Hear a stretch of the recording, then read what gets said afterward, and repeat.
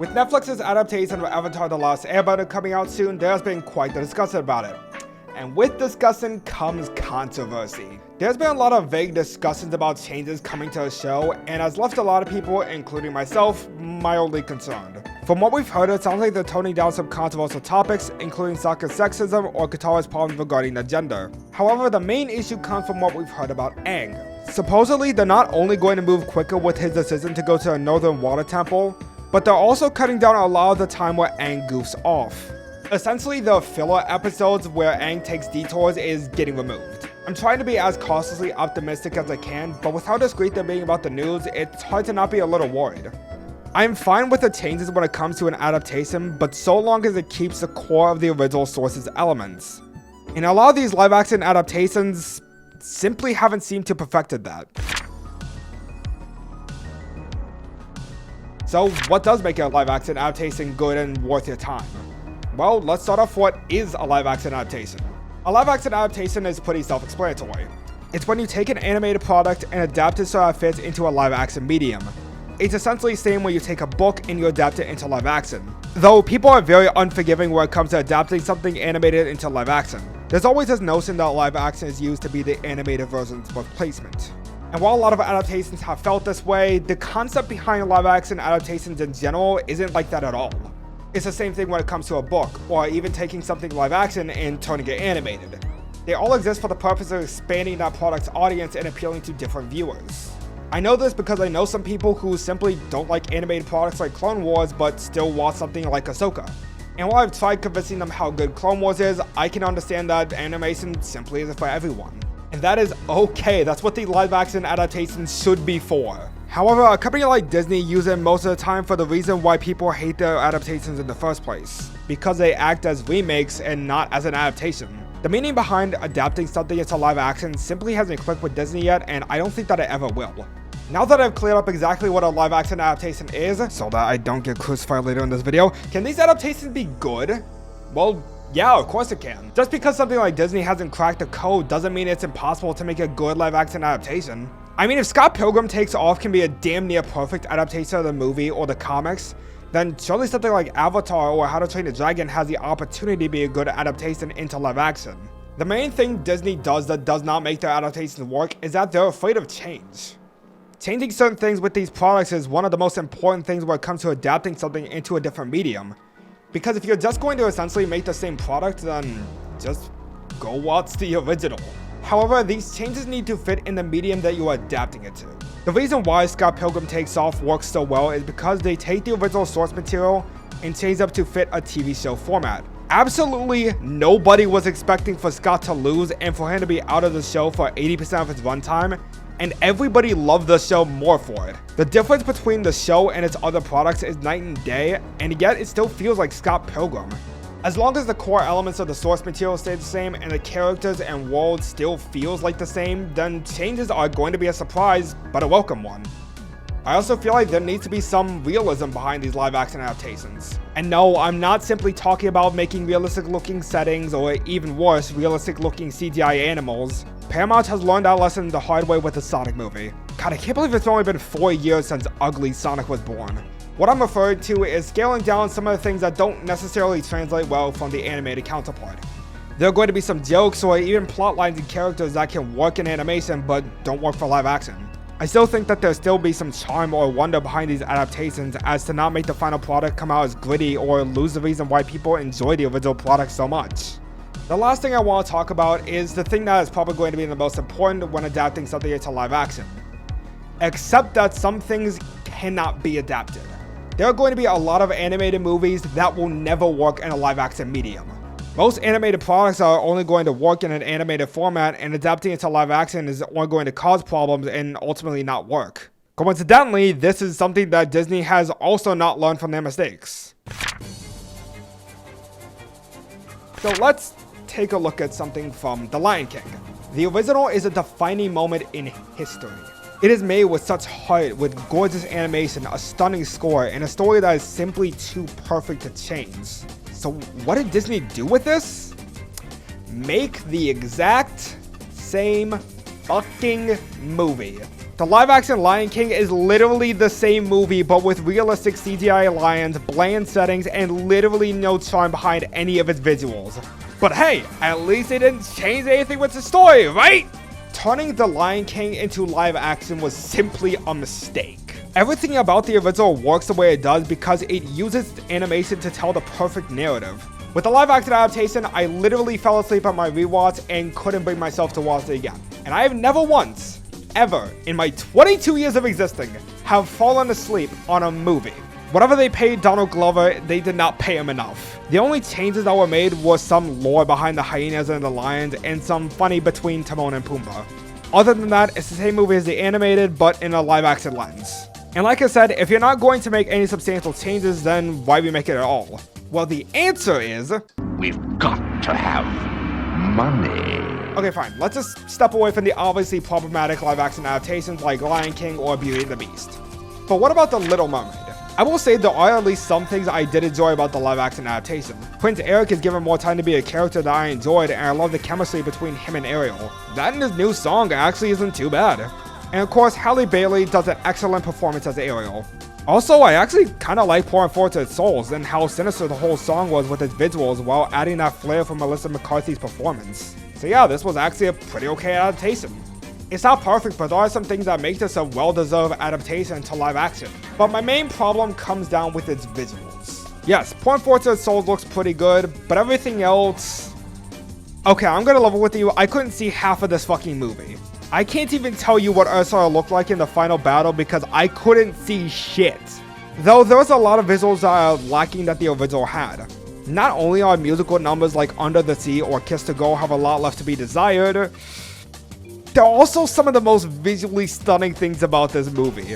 While I'm okay with toning down some of the cartooniness behind the animated counterpart, I still think that there should be some imagination behind bringing a fantastical world into real life. Honor Among Thieves is a great example of this, as it does a great job of making a fantasy world look fantastic without overstepping what works for live action. Here though, the movie is just aesthetically boring. So pop quiz time. Remember when I said how changes are fine as long as it doesn't destroy the integrity or core meaning behind the original version? This is not the same with Mulan 2020. Honestly, if I didn't know any better and this movie wasn't titled Mulan, I would be convinced that this is an entirely different movie. This is my first time ever watching this movie for the preparation of this video, and every single thing I said that makes a good adaptation to live action, this movie does the complete opposite. It's like this movie was designed to piss me off. And it's not necessarily the fact that there's no Mushu or Sang or any of the songs in it. It's the fact that Mulan isn't even Mulan. Mulan in the original is intuitive, follows outside societal standards she's been told to follow, and fights for the equal rights between women and men in China. Mulan in 2020 version feels bad that she doesn't follow the virtues of loyalty, bravery, and truth. Mulan in 2020 only succeeds because she has good chi, which is something that everyone is born with, but good chi that is used to fight in wars is a man's job. Mulan in 2020 fights by kicking pointy objects and winning. There is literally no difference between her fighting as disguised as a man than showing herself as a woman. If anything, her reveal being a woman is admittedly worse because this would be her doing so because she wanted to follow the societal standards that she was supposed to follow, but just as a woman. Mulan in the original proved that women are capable of fighting in war just as much as men, and broke every standard she was forced upon her to save all of China. But Mulan in 2020 proved that anyone with good chi can fight because, hey, they're born with it anyways! It doesn't matter how skilled you are or how determined you are to proving how stifling the community you're in is. It only matters if you're naturally talented. Also, when I said to tone down some of the goofiness of the animated material to fit the live action medium, I did not mean to make every other character exactly the fucking same without any defining personalities. The Dude Bros in the original is so much better than the Dude Bros in 2020 version who are the problem of not being able to talk to women. I don't even remember any of the men's names in this movie, and I literally watched this last week as of scripting this. This movie is not only boring, it's soulless, misses the entire point of the original movie, and is an absolute dumpster fire as an adaptation and as a film. Don't worry, because this was made to make the original movie historically accurate. Oh, wait! Now, believe it or not, there are some live action adaptations that aren't terrible. Take a deep breath. It's a lot to take in. But yes, some live action adaptations are okay. I haven't personally watched a live action One Piece, but from what I've heard from the fans of the show, it doesn't seem to be that bad of an adaptation. I haven't heard much complaints of it, and I've heard it's actually a good introduction to the actual anime because, well, the show length is enough for me to complete 4 full playthroughs of Baldur's Gate 3. Which I have actually kind of done. So now that I think about it, I could have actually finished all of One Piece instead of having 500 plus hours in Baldur's Gate 3. But listen, if I need to reset an automobile playthrough because of that damn vampire, I will! Another live action adaptation that is in production is How to Train Your Dragon. Now you all know, I didn't necessarily like this. I explained in great detail why the animated version does so well in telling the narrative. But there have been news that the creator is going to tell, well, an adaptation of the story. As in, not the same story beats or narrative that the first movie had because, as they put it, it's like, let's not try and do a play-by-play of that. If anyone wants that, they can watch the animated ones. Which is absolutely the direction that every adaptation should be going for, not just live action. However, there is one that I have seen that I fully believe is a good live action adaptation. Now, I've shared a lot of hot takes in this channel. However, this take is one of the 4 horsemen of the Twitter apocalypse. An opinion that will raise the hells himself and bring torment and chaos on all social media.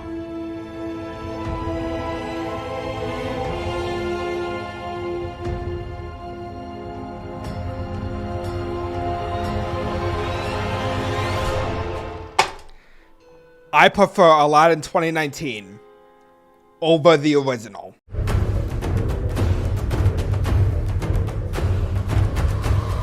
That's right. I actually really like Aladdin 2019. Now hold on, it's not perfect. The editing is definitely rough around the edges, and I fucking hate the CGI Jafar, and honestly, Jafar himself was way more intimidating at the beginning of the movie than he was at the end. And overall, Robin Williams and A Whole New World will always be the reason why I go back to the original movie. But that's kinda my point. I think that the original takes way too long to start getting good, and Robin Williams carried a lot of the enjoyment for me. I didn't enjoy how easy Aladdin was to just act like a prince, and there wasn't much going on with his character outside of simply trying to romance Jasmine. Don't get me wrong, their relationship was good in that movie, but there's really not much to say about Aladdin himself outside of that. And I will simply just never get over Jasmine and Jafar's scene. Not only is this weird as shit, there's also literally no reason why Jafar did this to Jasmine other than he's simply evil. But the adaptation fixed a lot of my issues. As far as an actual adaptation goes, it does a good job of making the whole world feel more alive and distinct. There's more political discussion behind Jafar wanting to be Sultan, along with adding more behind the Sultan's character with this. The movie is lighthearted, but scaling down some of the cartoonish things with the original so that it all feels real. As for the character work themselves, I love that Jasmine gets a lot more of the spotlight than in the original. She not only gets a whole ass song, but she has more of a relationship with the guards, which adds more depth behind her life as a princess. I love how her handmaid is also completely new addition and gets a chance to be her own character. Jafar gets a legitimate backstory, and his rise being a vizier is really compelling, and his personality goes so much farther outside just being a mustache twirling villain. But the dynamic between Aladdin and Genie is by far the strongest thing about this movie. The movie dives deeper into Genie's past masters and how cruel they are, or how unwilling they were to form a connection with him and are just there for their wishes. I'm glad it takes Genie a while to properly trust Aladdin and start seeing him as a friend. There's genuine growth with Genie as he slowly comes to understand that not all humans that find him are the same, which makes the argument with Aladdin and Genie hurt all the more. See, in the original, Aladdin doesn't want to spend his last wish to free Genie because he doesn't want the truth to get out about him being a nobody to Jasmine. But here, Aladdin doesn't want to use his last wish to free Genie because he doesn't want to go back to being a nobody to everybody. When he first came into town as a prince, he looked like a loser. He had no idea how to talk like a prince, where he talked about the goddamn jams for a full minute. But as time went on, he liked being royalty. He loved being seen. And him being deprived of sincere human connection with another person allowed the power to go to his head, and simply became another master to Genie, instead of before where he was his friend. To put it simply, the movie made necessary changes to tighten the writing of the story, but it also retold the purpose of the movie in a new yet unfamiliar way. This movie definitely isn't the best, and sometimes it can come out as laughably bad. And while it may not be a necessarily good movie sometimes, I can confidently say that it is a good live-action adaptation. Given the past history with live action adaptations, 80% of them simply haven't hit the mark. And with that, there was a lot of pressure behind Netflix's Avatar. Avatar: The Last Airbender is one of the best TV shows. Period. There was not a single bad Avatar episode. Every single episode is built with the intention of creating a story that is captivating, intense, funny, sentimental, and beautiful. And honestly, trying to have the first season of the show, which is 8 episodes long, each with an hour long, live up to the expectations of the original is impossible. Again, I have a lot of doubts based off what I've heard, because Avatar is a show that will forever stay with me. But I never said it had to be perfect. I never said any of these past adaptations needed to be perfect. They just need to be good enough where they respect the original product. And to me, from the ones that drastically alter the story to the ones who stay exactly the same but in a live action lens isn't respectful. But the ones that still keep the core of the original, creating these adaptations with the purpose of being an adaptation and not a remake or a brand new story entirely, those are the ones that are good to me. And while the story elements definitely leave me questioning on if the show will have the same purpose and meaning behind the original show and all the original characters, I still have some hope. Not only does it look gorgeous with excellent bending, but the cast feels very excited to create this show. You could tell that all these cast members are original fans of the show and want to try to live up to the insanely impossible expectations this adaptation has. So yes, I am cautious, but I'm not giving up hope just yet. Because as dear Uncle Ivo has once put it, in the darkest times, hope is something you give yourself. That is the meaning of inner strength. Thank you all so much for watching. I've wanted to fully discuss my thoughts on live action adaptations, and with Netflix's Avatar releasing soon, this felt like the perfect time to do so. I hope you all enjoyed, and I really hope the take on Aladdin won't come back to burn down my apartment. Be sure to subscribe and hit the little notification bell to get notified of future content releases. Become a true Animaniac for up to $6 a month to get special access to scripts, videos, a Patreon-exclusive Discord to share your passion the same way I do, and a whole bunch of neat stuff. I'm your favorite Cabbage Boy, signing off.